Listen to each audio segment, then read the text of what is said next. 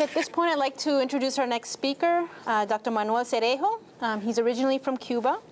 He has over 38 years of academic experience as a professor in electrical and computer engineering, and as Associate Dean, Acting Chair, Acting Dean for the College of Engineering at Florida International University.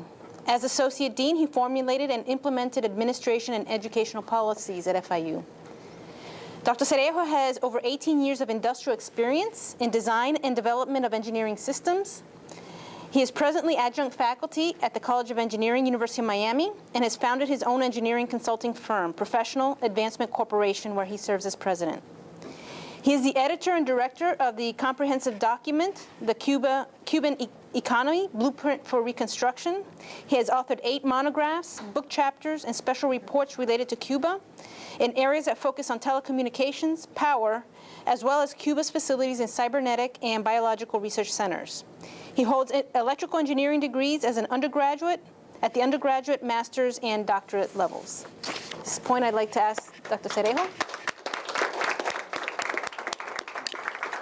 First, before I start, almost half of my family is here, but I want to introduce 2 of them, especially because they are engineering students at UM, and one of them just was elected vice president of the Association of Cuban Engineers here. So Elena, you better watch out. And they are Elizabeth Martinez and Celeste Cerejo. Okay.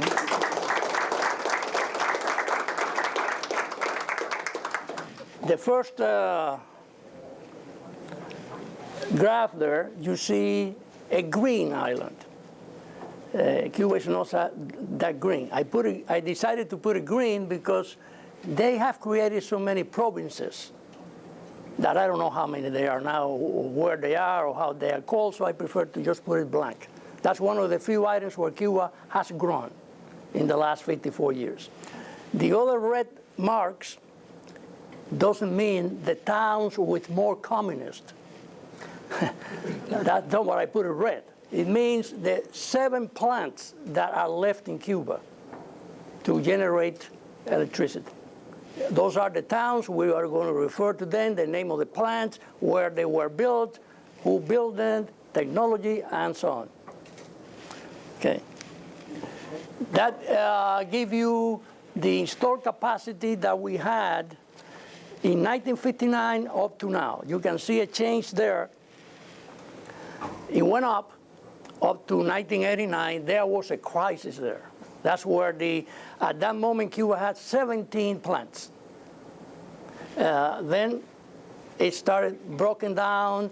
One of the major reasons was that you know that the Cuban oil has a lot of sulfur, 12% or more contains sulfur, and in the generating plant, due to the heat, it becomes sulfuric acid, and it corrodes all the plants and so on. It was a catastrophe. Then it went down to 2,400. At that moment, they had a crazy idea or a very profitable idea by some guy. They convinced the commander-in-chief to buy small generating plants, and we're going to talk about that also, called Grupo Electrógeno, which most of them are 2 megawatts diesel, not designed to work 24/7, but they spent $3,500 million on that. $305,000 million buying those plants. So to me, some of these advisors got a lot of money from the buying this for their pockets. And they bought it from Spain, South Korea, Germany, and many other places, and we will talk about that again. So that increased the generation, but also they start modernizing all the plants, and they spent a lot of money. But that graph is not realistic because the 4,900 megawatts is much, much less than that, and I'm going to explain during the presentation why it's not that much. That's the theoretical installed capacity on it. Those are the plants. Let me see. I cannot see where from here. Watch there. The third column tells you the technology And who built it? You can see that the Soviet, which are not very good in this. I don't know really in what are they good, but in this they are not. Czechoslovakia at that time, the Soviet again, Czechoslovakia again, Japan and France, and that's one of the best that they still have there, and again the Soviet. But it started deteriorating again because of the conversion using that bad oil that they had to change constantly. So they enter a period of modernization, and they spend a lot of money in that. And on the fourth column, you can see when they were modernized, and that explains why they went up. That's the main thing about that graph there. You can see now the same graph. You can see the most important column there is the third column, which is the consumption of fuel oil per gram of kilowatt hour. Anything above 260, I would say, people from Refineries can correct me on that, is bad. It should be most 260 or less. And if you look at the table, at least 4 or 5 are in that range. They go up to 320, 310, so they are very costly as far as consumption of fuel per kilowatt produced. If we're going to modernize the plants, and this is like an introduction, we'll get more into details into that. That's column number 1. Column number 2 give you a number in dollars based on prices of 2011, year 2011, of $867 per kilowatt or $800 per kilowatt, depending on the type of plant that you want. If you want to rebuild what you have, if you want to build new plants. But the most important thing is the bottom, the total. You're talking about a lot of money. A lot of money either to rebuild or to add new plants there. The plants that you see there, and I'm going to go fast, this is a satellite view. This is the one at Santiago de Cuba. Those who knew that or had a chance to work in Cuba or remember that, that's not the old plant, that's a new plant. It's the so-called Rente plant, which is right in Santiago. Then you have the Antonio Guiterres plant. You know that they love names to assign to people, martyrs or whatever, or communists. This is the one in Matanzas, and it's called the Antonio Guiterres plant. That's the Lidio Ramon Perez. Another Perez, I don't know who he is, but this is the one in Felton. That's in Holguín, near Holguín. It's a further new one. It's a very good plant. It was really damaged by the hurricanes a few years ago, 3 or 4 years ago, but it's there, and it's working. The Maximo Gomez power plant is in Mariel. That's a very good one. That's a very good one. And they take care a lot about the plants near La Habana, because that's where they have a lot of interest. They don't want people in Havana to have blackouts. And all of those machines that I told you of 2 megawatts and so on were placed very close to La Habana to allow Havana to have light or power. That's the one in Nuevitas, which is also near, now I think it's part of Camagüey. That's a big confusion, but it's near Felton. Nuevitas is called 10 de Octubre.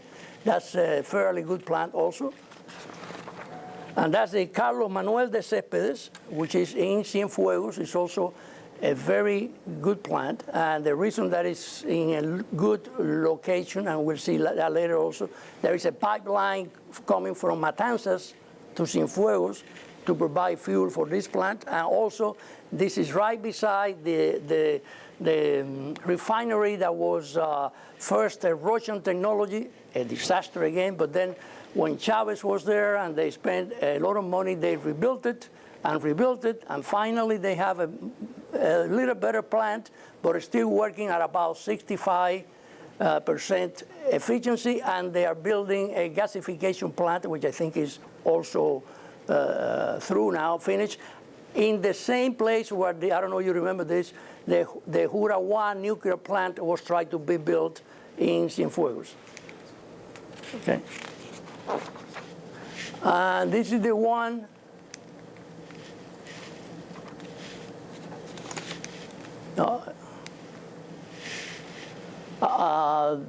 this is the one al este de La Habana in Santa Cruz. It's also very important because it's close to the gas project, a natural gas project. And you asked me something about that? Yes, I'm all in favor in the future of Cuba changing to natural gas. That's to me, it's the fuel of the future. It's natural gas.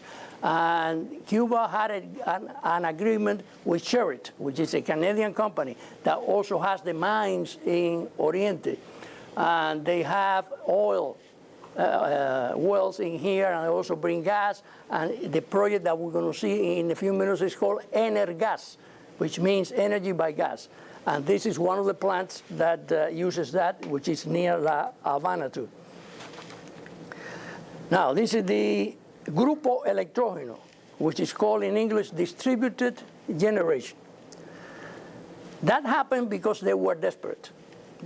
I don't know if you recall, in the 1990s, there was a lot of blackouts, and I'm going to show you a graph about that, and people went to the streets, started throwing rocks, and the government had to do something, and the only thing that they thought of was, let's bring these plants. And they brought the distributed generating plants that they put everywhere to alleviate the problem and has at least light during the night so that people could be seen if they try to do something. But this is the kind of generators that you put in a hotel or in a hospital in case that the electricity fails, but that you don't use every day, 24 hours a day. Contamination is crazy, it's diesel, and so on. But they spend a lot of money on this, and it's an important. The other graph shows you how many they bought using diesel. Then they realized this is crazy. We're not going to do that. So they decided to change the 2 megawatts for other plants that are 20 to 30 megawatts. Also very inefficient, but they were not mobile. They were not portable. So they had to take it to plants, and they were established there as a backup generating plant in case that one of the units failed, in case that there was a peak in the demand. It was a better idea, but it's not the solution. It's just another crazy solution that they adopted, but both of them are known, the 2 megawatts and the 20 megawatts are known as the Grupo Electrógeno. Okay? That gives you an idea of the one that uses diesel, the output in megawatt, the consumption in grams per kilowatt hour. You can see that's a lot. And the one that uses fuel oil, the output and the consumption again of these plants. A great investment, a waste of time, and it could have been used in something else. But Energas proved that in the future, that's the solution. It proved that working with the company, even this government that is in Cuba now, made something good. Not because of them, but because of the Sherritt company. But Sherritt company now is in problem with them, like always happens. If you make a partnership with Cuba, in the short term, in the medium term, they are going to kill you, and you lose everything. And they are now fighting legally what happens with investment, who take care of, and so on.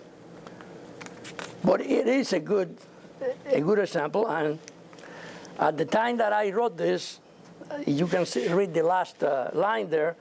There is an installed capacity of 695 megawatts in Energas. In this Energas, I don't mean because it uses natural gas. They do, but because of the name they gave to the corporation formed by Cuba and by and by Canada, and it's mainly in the north part of Cuba, going from Varadero to east of Havana and to Cienfuegos through the pipeline and through the plant that it was built there in the refinery. So the total energy gas output consumption is there.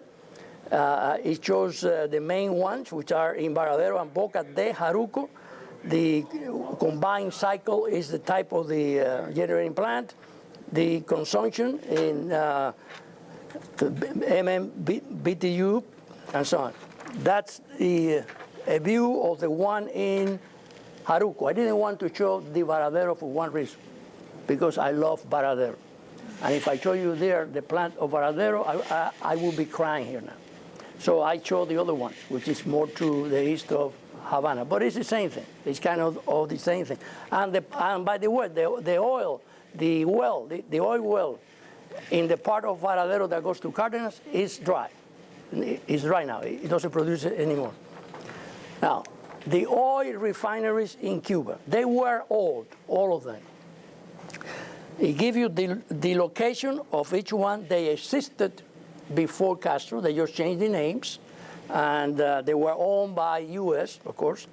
But the one that it says Camilo Cienfuegos, the last one, is the best one. It's the one that was almost not working. It was a Russian technology because the Russians went there and changed everything, and it didn't work. And then finally, Venezuela did a lot of investment there. But still, in spite of the millions and millions of dollars that they have spent, this plant is working still at 65% of capacity. And this has been going on since 2003, 2004. So, but it's working, it's there, and that's probably the reason why you don't use more gas there. Now, there is another problem that has to do with the generation. It's the transmission line losses. The transmission line losses, which is the loss that you have in your transmission of power from the plant to the distribution center, has to be kept at a certain minimum level. The next few graphs, I'm going to show that. That doesn't happen in Cuba. I'll show you the graph and everything, but to give you an anticipation, usually in a country with a good system, that loss should be around 5%, 8% most, and that's a lot. In Cuba, you're talking about 30%, 28%. So that means that if you are generating X, you generate 30% less. When it gets almost to your homes, you cannot afford that. It doesn't matter how good the generating plants are working if you allow that. Why that happened? It happened for many reasons. Why is it still happening? Because they haven't given maintenance. They haven't. The last time that they installed transmission lines all over Cuba was in the 1970s. But because again, and I don't have anything against the Soviet Union or the Russians, don't misinterpret me. They designed and installed this line with a grease, special grease, on top of the cables that they said that was beautiful, that was good, and that was a disaster because it creates a lot of effects that make the losses that they have now, and they haven't been able to correct that. If you look at the second paragraph there, that's what I explained. I think that's the next one. Yeah, that's what I explained. What happened when that grease that they put there? They also made a mistake with the lines, with the poles or the towers that were holding the lines, and they have leakage across that, and so on. So that you cannot have a system with that kind of transmission lines because no matter how good you are in the generating plants, if you have those losses, that's it. So that's one of the main reasons why they have failing this. The lines, the cost of replacing the lines. If you look at the second paragraph, it's given in pesos per kilometer for different voltages, line voltage 13.8 or whatever, 32. The ratio between pesos and dollars is 25-1. So you can figure out how many dollars you're talking about here. Some of these lines can be done with pesos, but many of them, the high voltage one, had to be with dollars. So they need a lot of money for that. Whoever take care of that when Cuba is free is going to confront that. And yes, we're going to need a smart grid, and all for a smart grid. And since security is the main problem, possibly the main problem that a smart grid has is security, cybersecurity. If Cuba is gone, we'll bite to that problem. So we don't have, Cuba doesn't have to worry about cybersecurity. So now, yes, but a smart grid, the smart meters, the smart grid, the wireless communication, that's it. That's what makes more economic the transmission system. I made a table, which is too complicated there, but what I wanted to prove there, if you look at the second column, is the price of natural gas and the price of oil and the price of coal. I agree with him, coal is not to be considered for many reasons, because one thing is the price of the coal and the other is the price that you have to pay to put everything that you need to put in a plant to avoid contamination. And so it is natural gas, and that's what Cuba will have to go there. Wind power. Wind power, what's the problem with wind power anywhere? It's like I said, wind power first is not steady. So you cannot rely on a generator that generates now because the mile is 20 miles per hour, and then there's no wind, and then comes at 40 miles. That's no good.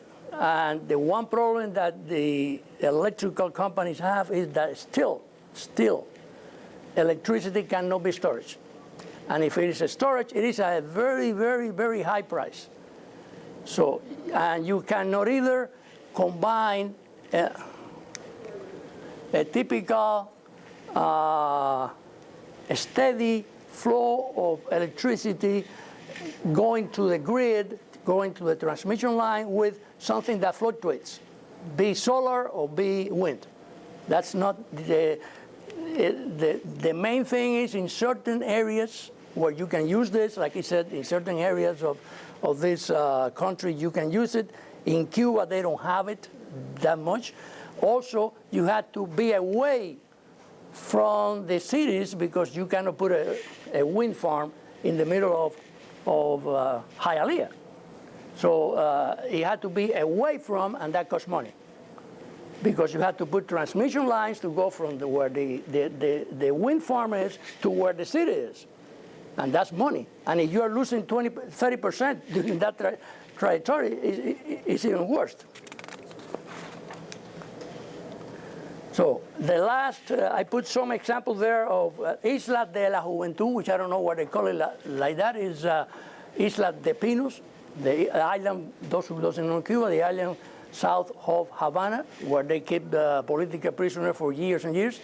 They call it Isla de la Juventud. You have there part of it, and the other is in Holguin. But the last paragraph, the last sentence says Cuba has not a large scale of solar energy or wind power in place.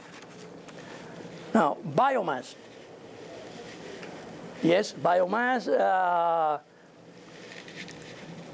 is good.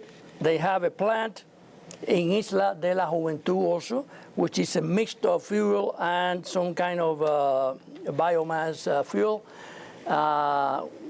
When I read in the 1950s, there were 163 sugar mills in Cuba. Now there is only 26. So to use that biomass, you were talking about the bagasse, you had to have a lot of sugar mills. The sugar mills were a large contributor at that time, not because of the hydrogen, because they use it as a burning. But you don't have it now. And that cost millions and millions and millions of dollars to go back from 26 to the 163. You had to have the farms, the cane, the sugar mills, but it's a good idea. Of course, it is a good idea. Anything that can help will be a good idea. So they have a biomass and a beam and a wind power in Isla de la Juventud also. And I gave there the data of the megawatts and so on that they have. Now, the daily variation of the load in Cuba, day by day, the minimum, medium, and the maximum. If you look at the maximum, it's Rita, I think it's 2650, right? We're getting close there to the typical maximum real capacity that the system has. And that's why the blackouts. And that's why you have a lot of problems with the Cuban electrical energy system now. Because there is a demand that any fluctuations or any failure in one of the units that we're talking about is gone. And you have blackout. Then you go another graph that tells you the maximum demand that you have there by year.